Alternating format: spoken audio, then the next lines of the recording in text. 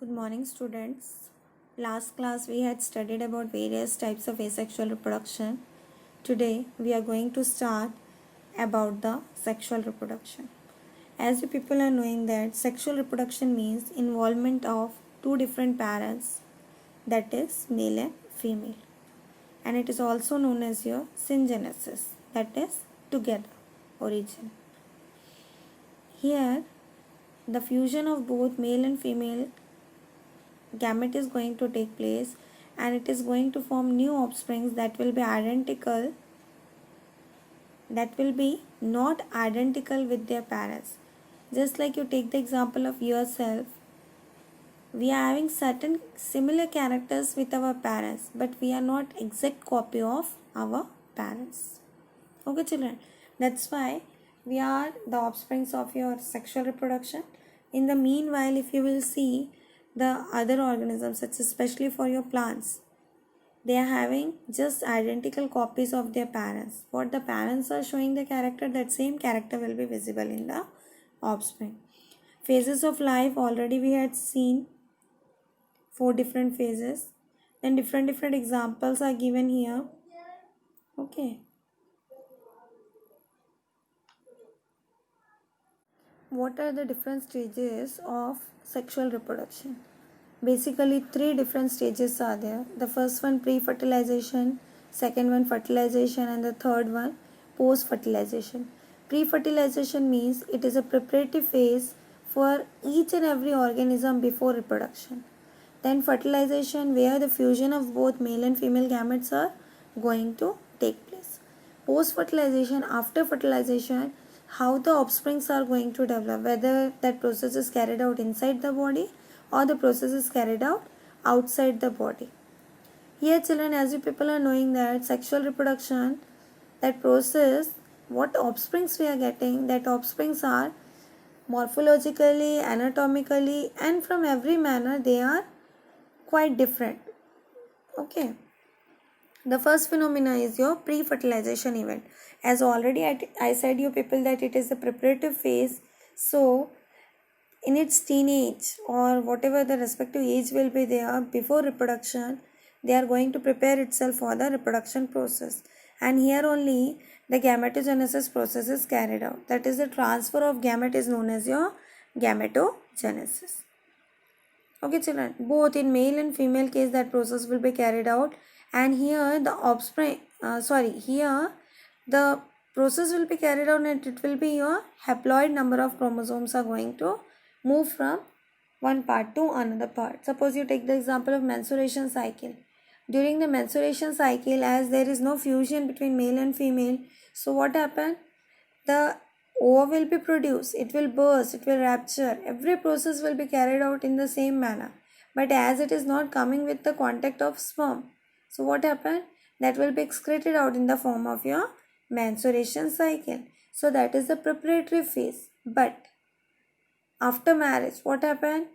If any copulation is going to take place and the fusion of both sperm and ova will take place, so during that time what will happen? They will fertilized. Okay, so here children, 2 types of gametogenesis is there. In case of male, it will be known as your spermatogenesis, and in case of female, it will be known as your oogenesis. Okay, and in oogenesis, they will develop this ova, and in spermatogenesis, the formation of sperm is going to take place. Now children, this gamete is again of 2 types. The first one is your homogamete. That is, on the basis of their appearance, on the basis of their shape and size, that is classified. Homo means same, gamete means gamete only. So here what you can see, figure A and A you can see, that is the typical structure of your isogamete or homogamete. Both male and female is having similar shape. Next one, see children, heterogamete. In this case, either the male will bigger in size or the female will be bigger in size. So generally, or most of the cases, you have seen that the ova will be bigger in size as compared to the sperm. So that is your heterogamete. But in some cases, both will acquire slight difference and they will fuse together and they will develop into zygote.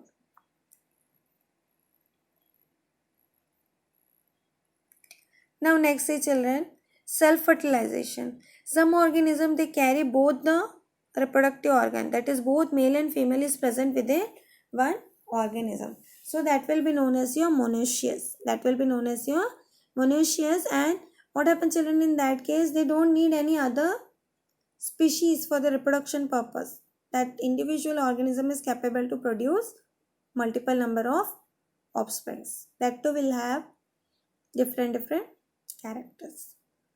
Then unisexual organisms, they bear generally one sex organ and they are known as your dioecious. Then this monoecious is also known as your homothallic because within one organism both the reproductive organs are present. Okay. Then in some cases what happens children, that reproductive organ are present at different bodies. So they are known as your heterothallic or dioecious.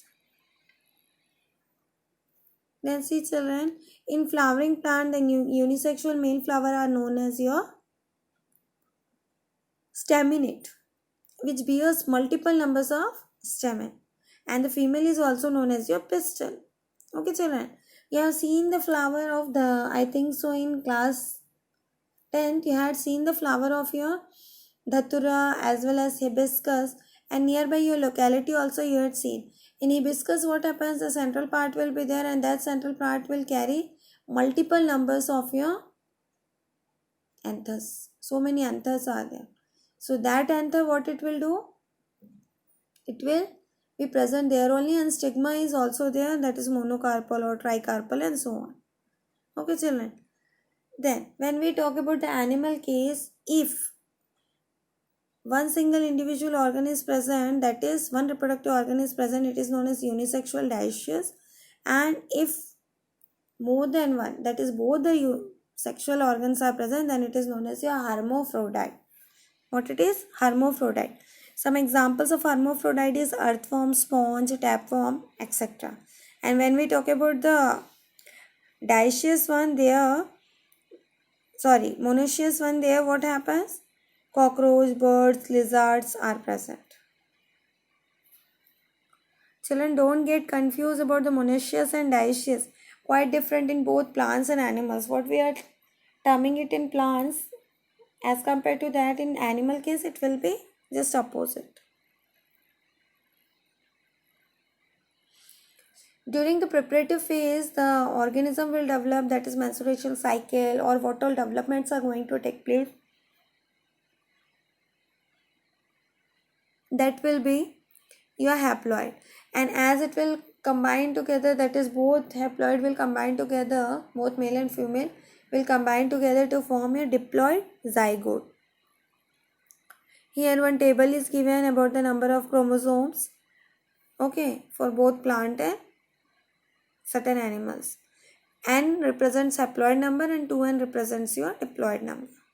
Not so important, but then also go through once if you want. Then next one is your gamete transfer. For that what is needed? Fertilization is needed.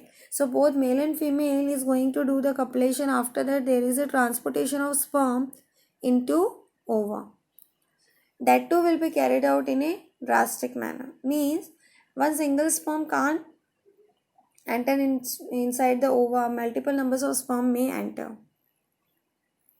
Okay children. So that is your gamete transfer. In case of algae, fungi, bryophyta, pteridophyta, certain mediums are needed such as your water, air, so that they can easily transport that one.